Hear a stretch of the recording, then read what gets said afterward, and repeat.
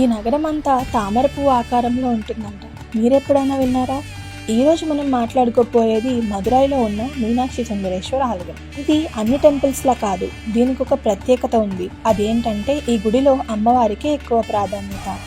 చరిత్రలోకి వెళితే మీనాక్షి అమ్మ పాండ్యరాజు యజ్ఞం చేస్తే జన్మించిందంట. అయితే ఈవిడికి 3 స్తనాలు ఉండేవట. ఎప్పుడైతే ఈవిడ తనకు సరిపడే వ్యక్తిని చూస్తుందో అప్పుడు 3వది మాయమవుతుందని ఆకాశవాణి చెప్తుందట.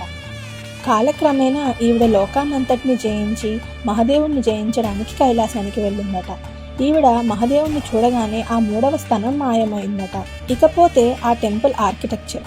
ఈ గుడి మధ్యలో ఉండి చుట్టూ నగరం కలువరేఖల చుట్టూ ఉంటుందట. ఈ టెంపుల్లో మనకి 14 గోపురాలు కనిపిస్తాయి.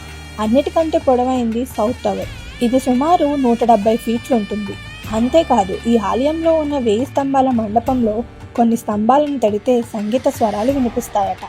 ఈ గుడికి సుమారు 600 ఏళ్ల చరిత్ర ఉంది. 14వ సెంచరీలో మాలికాఫర్ లాంటి రాజులు ఈ గుడిని ధ్వంసం చేసిన విజయనగర రాజులు దీన్ని తిరిగి అత్యంత అద్భుతంగా నిర్మించారు. మీరు ఎప్పుడైనా ఈ టెంపుల్కి వెళ్ళారా? ఇలాంటి మరిన్ని స్టోరీస్ కోసం ఫాలో అవ్వడం మర్చిపోకండి.